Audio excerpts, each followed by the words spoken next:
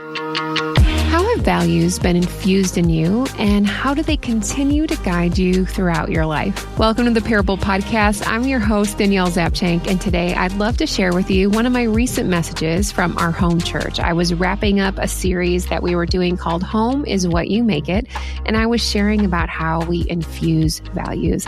So I hope you enjoy this message wherever it may find you today. So we are wrapping up our series, Home is What You Make It, this week. And whether you are a parent, you have zero interest in kids, that's totally fine. You're single, you're married, you're in a complicated relationship, you have a very supportive family, or maybe you found your chosen family. I hope that you've taken something away from these last couple of weeks and reflect on how you can inspire, instruct, and be intentional with those around you. So today we're going to be talking about infusing values. So when you think of the values that have been infused in you, that continue to guide you throughout life, what comes up for you? Is it hard work, loyalty, looking out for yourself, making as much money as you can, not showing any weakness, following your dreams? There's a lot out there. So how do you even know where to start? For most businesses, they have this guidebook to ensure all of their decisions and their employees' activities comply with their core values. I have worked at many different jobs, from a family-run diner to a high-end restaurant. I was the events coordinator at the Brookfield Zoo. I did promotions and radio where I met my husband. I worked at a nonprofit for adults with disabilities, and there's so many more odd jobs in between. I was also like the mascot outfit for the radio station. That was really fun. Did all of them have a guidebook? No. They probably should have, and you could definitely see a difference in culture. But even without, the values were very present day to day.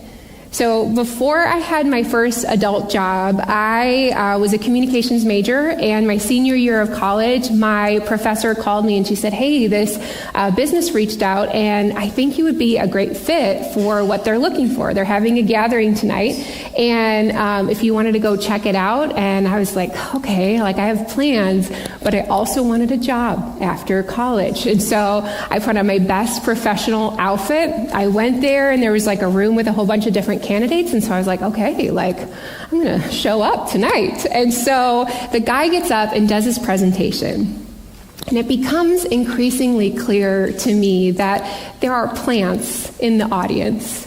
And this is now for a multi-level marketing scheme. And I just was like, no, this is so awkward.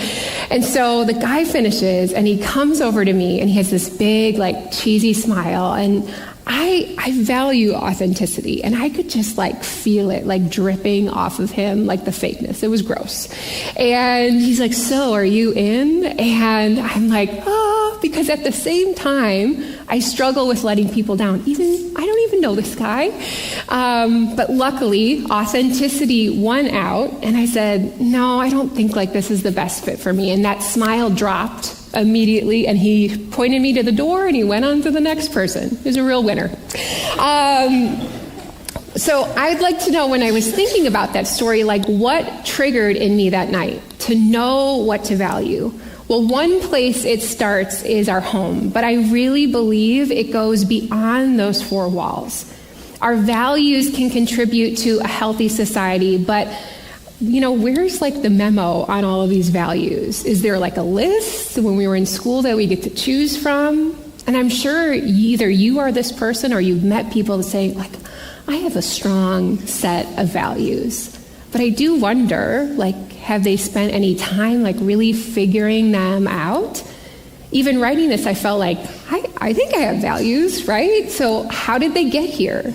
What if I don't like them? Do they stick with you the rest of your life? So if we're looking for a guidebook to get us started, the Bible is a great place to start. In verse 15 of Colossians 3, it says, "Let the word of Christ, the message, have run of the house. Give it plenty of room in your life." The Bible is a place where we can read and understand God and his values for us. His word provides us the direction to guide our thoughts, our behaviors, and our decision making. But before we just add in like all these different guides, how did your current values begin? Well, I believe it's rooted in our childhood, the people who raised us, the friendships that we surrounded ourselves, whether by choice or not. We became infused subconsciously and consciously with values. And so when I hear that word infuse, it makes me think of tea. Now, I do have a high preference for coffee, but I do love to try almost anything. And to extract the flavor, you need to introduce a substance, aka the tea bag, into something like the water, and that becomes infused. So when my brother comes to town for Christmas, we like to go out to different restaurants with him. And so one time we grabbed some dim sum. We've been there a few times. And the place that we go, they bring this like beautiful pot of loose leaf tea to the table. And it just really enhances the overall experience of the meal. And I think the same goes for us too with our values. It can be this positive infusion where there's this beautiful flavor that permeates you, and it makes you feel like warm and you're changed for the better. Like how amazing it is to have this gentleness and integrity and humility just being embedded into the environment we grew up in. But I also recognize there is the opposite, right?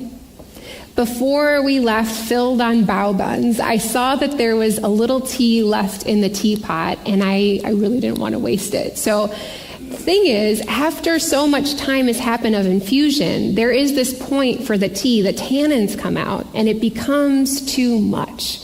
It's the kind of infusion that can breed bitterness and resentment and dependency, impulsiveness, the not so good things. And then because of that, it becomes infused into our daily lives, the things that we value. Our values can be rooted positively or negatively, and it's good to know what values have been infused in you that are still continuing to guide you throughout life. Because even if you know that you've had some not so great values growing up, they can easily show up subconsciously right now. So a few ways you can do this is one is reflecting on what were the things that your parents or your guardians talked about. What was the conversation like around the dinner table? Or maybe there were things that were never talked about at all. Was there compassion and kindness in your conversations? Or do you remember comments that were dismissive, cruel, and insensitive? Also, the second thing is like, what encouragement or maybe limitations did families or adults put on you? When I was a sophomore in high school, I was in English class, and the teacher put out like all these different short stories. We had to pick one and then write a paper on it. And I saw this one short story. It was called The Monkey's Paw. Did anyone ever read that? But she said the only caveat of the project was you cannot utilize a story that you've already read through. So we had read that one in freshman year, but I'm like, I feel like that's just a suggestion, right? And so I was like, I'm going to go from a different slant. It's going to be fine. And so I wrote a beautiful paper. I handed it in. And later that week, we had off of school that Friday. But our teachers still were in session. And my teacher, I guess she was in line to the copier. And here was my freshman English teacher printing out The Monkey's Paw. And she's like, oh, is Danielle Dirks, was she in your class last year? And he's like, yeah, she was. So guess who got a call from their teacher that afternoon? And that is like so nerve-wracking to have your teacher call you at your house. Like, oh. And I just remember like feeling like I knew the second she called like what it was. And so she had me and my dad come to school, and we had to talk about it. And I just like tried to shove it off, and I failed that paper, and that was like the worst. It was so bad, but I am thankful for Miss Cerna because she helped me understand my values, to be humble, to be honest, to have integrity, and it sucked. But I'm here. I graduated. Congrats. Okay. The third is maybe if you have your parents, if they're still alive, or family members, just ask what their perspective was. about these values. We were with my mom and dad last weekend, and they didn't start out with day one, here's the values that we're going to instill into our kids. But over time, they thought okay, Christian moral values, self-reliance, and hardworking. And if you look at my brother and myself, I feel like that is kind of evident in our lives. So I recognize that this can be a positive experience, but it can also bring up some tough memories. But the goal is to know where we started so that we can grow and understand our values where we are now. And depending on what you discover, you can use that to your advantage. Now, if you're wondering, darn, what values have been infused in me that continue to guide me throughout life? Are they so stuck in my personality that they're just going to stay the same? And the good news is you have a choice of what becomes infused in you. 2 Corinthians 5:17 says, anyone who belongs to Christ has become a new person. The old life is gone, a new life has begun. Our values and who we are can begin afresh. So thank God. Whether you may be new to this whole relationship with God or you've known Jesus for many years, it still amazes me that the creator of the universe, the author and the perfecter of our faith, gives us the option to choose whether or not to follow him or not. What audacity, right? Jesus said in Luke 9:23, if anyone would come after me, let him deny himself and take up his cross and follow me. When moms all over the world say, if your friends jump off a bridge, are you going to jump too, right? Essentially, what they're asking is, are you making a choice to follow or not? But even if you choose not to follow him, the beautiful thing is, guess what? He still chose you first. He chose you first, since you were all set apart by God and made holy and dearly loved. As we go through this list of values that I mentioned earlier in service in Colossians, please listen to this again, but not as a judgment on yourself. I want you to be kind, okay? And we're not always going to be these things. We're human, but think of this as an amazing closet, filled with everything, your whole personal style, okay? Maybe it has some killer concert tees, some amazing sneakers that only a couple people can get. If clothes don't resonate with you, okay, just think of what is that quirky thing that you just love. Is it antique pocket watches? Is it coffee mugs? I grew up in Wisconsin, so I just imagine so many cheeses, okay? I still think about this one Manchego cheese that had these little salty bits in it a couple Christmases ago. You get the idea. There is so much available to us. He is the ideal concierge of values who's just waiting to tell you what he has in store for you today. So here it is. It says, dress in the wardrobe God picked out for you. Compassion, kindness, humility, quiet strength, discipline. Be even-tempered, content with second place, quick to forgive an offense. Forgive as quickly and completely as the Master forgave you. And regardless of what else you put on, wear love. It is your basic, all-purpose garment. Never be without it. Let the peace of Christ keep in you in tune with each other, in step with each other. None of this going off and doing your own thing, and cultivate thankfulness. When you hear it like that, I imagine what it's like to be just wrapped up in God's embrace. How beautiful and special and kind. There's nothing evil in that at all. It's just so sweet. So now we could have a message on literally every one of these qualities, but I just want to put up for my visual learners to see the values and then what the unhealthy side of it looks like. So maybe you can see, okay, well, that was Monday, and for sure that was Thursday. You just go back and forth and you kind of look at, okay, here's the opposite, because again, we're human. We're going to see those pieces go back and forth. So what is one of these that stand out to you? Is there a value in this list that you usually admire in someone else?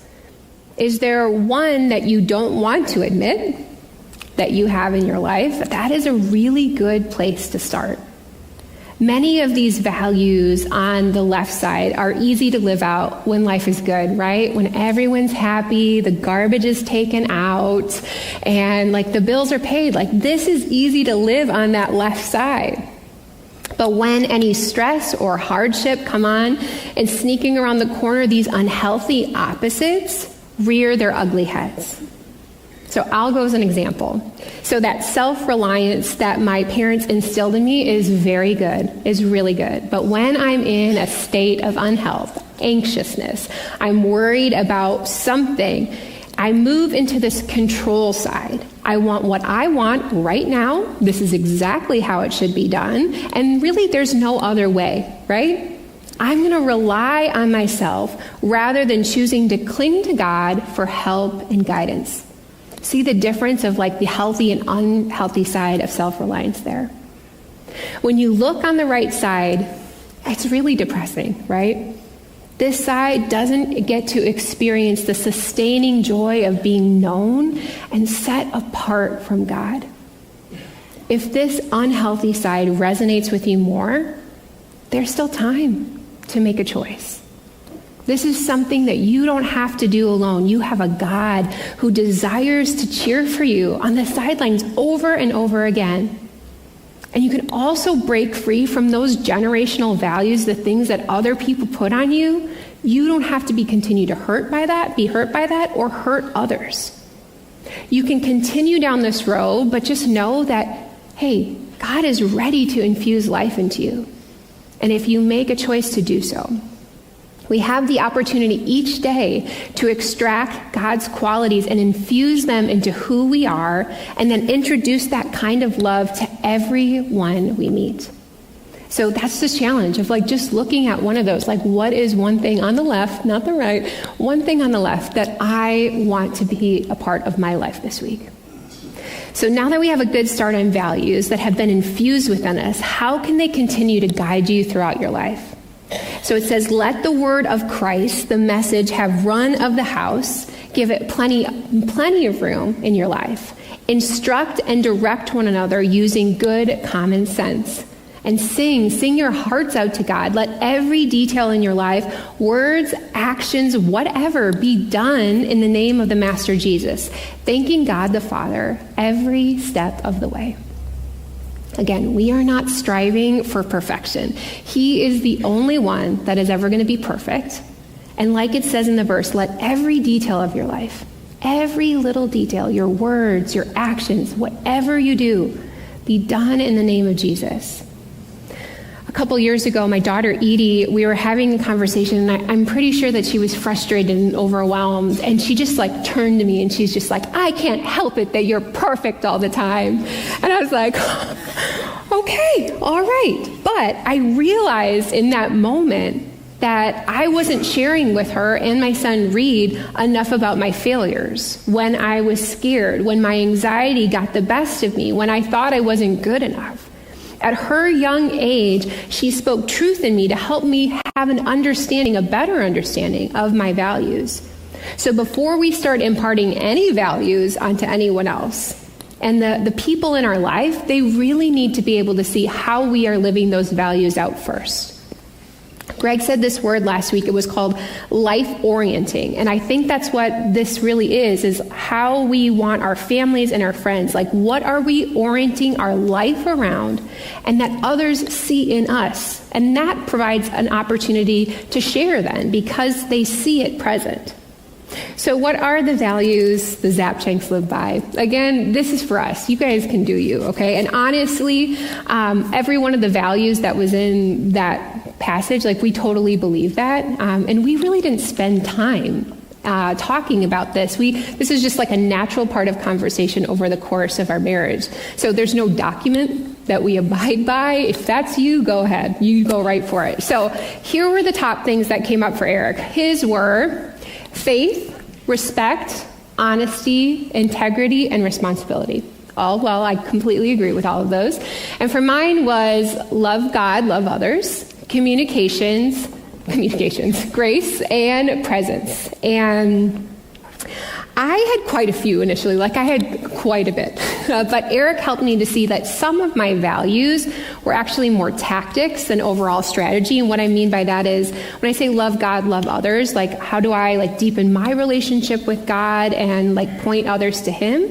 For communication, I really love listening. Curiosity is a huge thing for me. For grace, like kindness, how do we be kind to other people in our life? And for presence, like I love intentionality, I love laughter, joy, fun, adventure. Like I think all of that can be a part of presence. So when you spend time like figuring out what yours are, there's like these umbrella categories that pop up. So when I look at these, I can really see both of our personalities in each of them. And it was just interesting to notice what stood out to him versus myself. And we completely agree with both lists. Since I value communication and I'm a verbal processor, we talk a lot in our home, and we're always asking Edie and Reed about how did that make you feel? And I am an open book.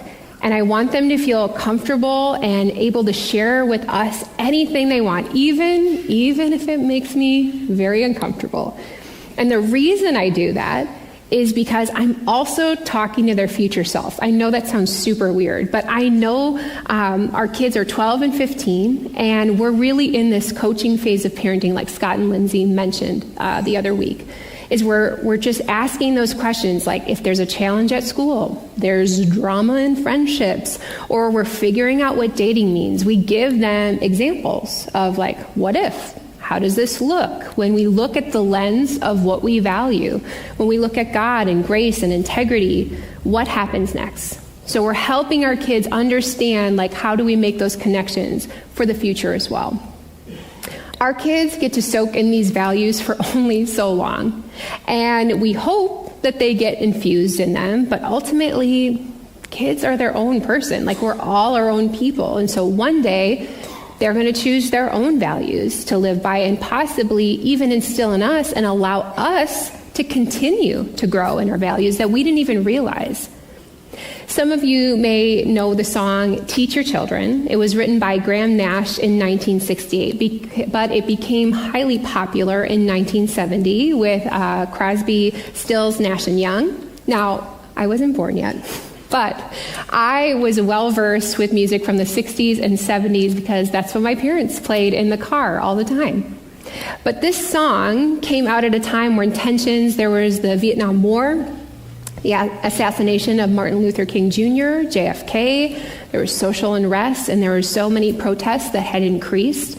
And Nash said, I wrote Teach Your Children because we have much to teach them. And conversely, I believe we as parents have much to learn from them as well. Whether this is your children, your family, your friends, I think we really can learn a lot from each other. People can see the weakness in us that we don't even see. Are we valuing being right over admitting when we're wrong? It helps us understand if some of our values have shifted and people can say like, hey, I think that's out of alignment with what God's truth is. We can learn a lot from asking others about what they see in us, because those little changes over time and helping us better understand our value are going to be monumental for future generations. So some thoughts to take with you today, to discover what values have been infused in you and continue to guide you. Number one is ask the why. Like, what are my values? Looking at the past and currently, and maybe think about where you'd like to be in the future, it's important to ask yourself for any relationship, how do we lead our life? And if you are in a two-parent household or if you're co-parenting, I know that this can be a struggle sometimes, but it's helpful as best as you can to be on the same page because there's the mixed signals that can be confusing. Just like bring that to God too in prayer of just like, God, help me to understand the values in my life. Number two, are my values present currently? We all have relationships, and before we can knock anyone else's values or impart them on anyone else, we have to look at ourselves. Having kids, or specifically teenagers, okay, or just a handful of honest people, like they are brutally honest with you. And it just allows you to have these people help you make course corrections. So please start small. We're not going to just compile the entire list today. Just be gentle with yourself. Pick one thing that can just be as simple as how do we react when we drop into this unhealthy side? And you get the choice. Do you choose to stay unhealthy, or do you apologize and redirect? And third is when you're okay, there's a lot going on here, Danielle, so many values. The good news is grace is going to fill in the gaps. We are going to be imperfect. And the good news is he's going to fill it in where we need him most. The last verse says, thanking God every step of the way. Thank him for where you were, where you are now, where God is going to take you. There's so much goodness there. The church in Colossae had so many different religion options to pick from when this church got this letter from Paul. And a lot of people were just you know what? We're just going to throw in Jesus. It can just be an add-on to everything else. But Paul wrote this letter to them to encourage them that Jesus is not an add-on. Jesus is everything. When the love of God has been infused in you, he is going to continue to guide you throughout life. If home is what you make it, the greatest value, the greatest one that you'll ever have for yourself is having a relationship with Jesus. It is going to be your greatest return on investment. If you hear nothing else today, my hope for you, this church, for our marriages, for our relationships, our kids, our life, that's the legacy I want to lead, a life of love because of Jesus and what he's done on the cross for us. That's the value right there. Jesus loves us so much that he chose you. He wants a relationship with you. And like the verse said, let every detail in your life be done in the name of Jesus. Regardless of what else you put on, wear love. It's your basic all-purpose garment. When you don't know what else to do, choose love. All of our values flow out of that space. So let God have the run of your entire home and give it plenty of room in your life. Jesus' way teaches us so well and provides us with more value than we could possibly imagine.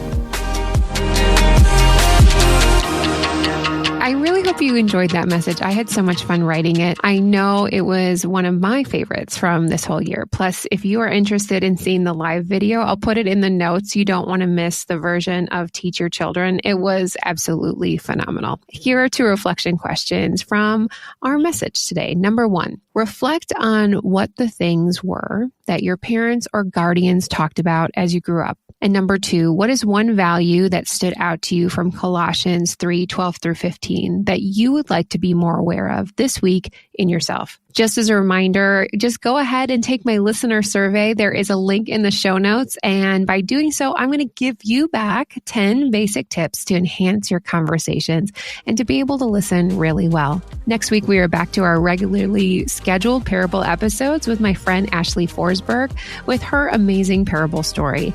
To connect with me, simply visit DanielleZapchenk.com for details. That's it for today, and I appreciate you spending time with me. Remember, the greatest value is a relationship with Jesus. We'll see you back again next week on the Parable Podcast.